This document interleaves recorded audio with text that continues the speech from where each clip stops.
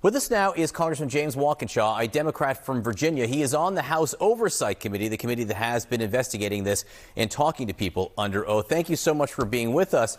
What do you think was behind the First Lady coming out and speaking like this, apparently unprompted? It's hard to say. Obviously, the 2002 email between the First Lady and Ghislaine Maxwell suggested a closeness in the relationship, and there's been a lot of internet chatter about that. So perhaps she wanted to get ahead of that. And look, any survivor who wants a forum in Congress or elsewhere to tell their story should be given that forum. But I think many of the survivors would say they have told their stories. They told their stories to the FBI. They've told their stories to members of Congress. What they want is full transparency around all of the Epstein files. And they want accountability.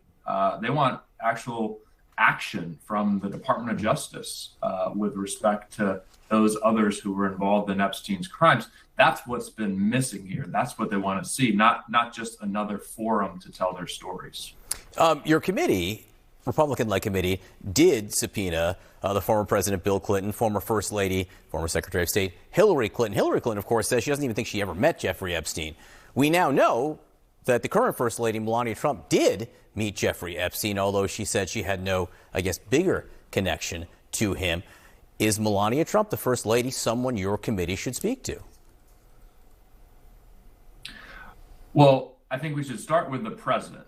President Trump, we know, had a long and deep relationship with Jeffrey Epstein. They were described as best friends. We know all of the connections between them that are in the files and in the public record. He has a lot of questions to answer. I think it would be appropriate for the First Lady, either in writing or in a transcribed interview, to put her story on the record and under oath, share what she shared publicly yesterday, that the relationship was limited, and answer questions about that. I think it would be in her interest to put that to bed if what she shared yesterday is the full truth. If Democrats take over Congress, if you regain control in November, starting next January, do you anticipate perhaps issuing a subpoena for the First Lady? Well, my first priority will be the president. I want President Trump to answer questions before our committee about his relationship with Epstein, and that might shed some further light on the First Lady's relationship with Epstein and Maxwell. That could lead us to want to issue a subpoena for her as well. But I think the president really is the one who needs to answer questions. Former Attorney General Pam Bondi says she's not coming. Your committee had issued a subpoena for her to come testify. She says no. What now? Well, we're going to fight to enforce the law and the subpoena. The fact that she was fired doesn't obviate the legal force of the subpoena. The information that the subpoena sought is information that's in Pam Bondi's head. That information was in her head while she was Attorney General. It's in her head today. She knows why all the files weren't and haven't been released. She knows why illegal redactions were made and who made the decisions to illegally redact which files. She has to answer those questions before Congress, and I'm hopeful that Chairman Comer will enforce that subpoena with the same force that he used to enforce the subpoena of the Clintons, which led to a threat of criminal contempt charges. And if she fails to comply, we'll have to pursue contempt charges against her as well.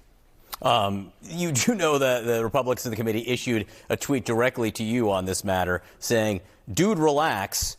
You were fine with the Clintons obstructing their subpoenas for 7 months and voted against holding them in contempt. As we stated clearly, we're following up with Pam Bondi's personal attorney about scheduling her deposition. Go touch grass," they say. Well, I'll relax and touch grass when the survivors get the transparency and accountability that they deserve. And, you know, Chairman Comer's memory might be failing him, because I actually voted for civil contempt charges against the Clintons to try to get them in to answer questions. I didn't support criminal contempt because I didn't think that would get to the outcome we wanted, which was President Clinton coming in and answering questions honestly and openly about his relationship with Epstein, which he ultimately did. Very quickly, what's your anticipation or what are you expecting to come from these talks in Islamabad between the United States and Iran on Saturday?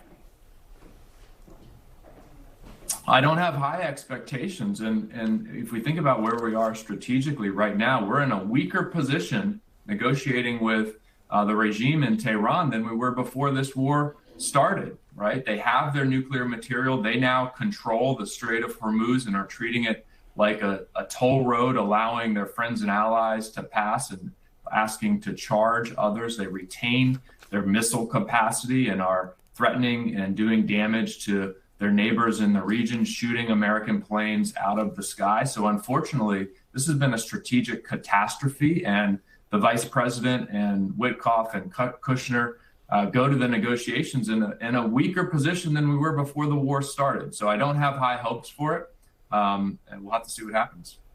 Congressman James Walkinshaw from Virginia, we appreciate your time this morning. Thank you. Kate? Oil prices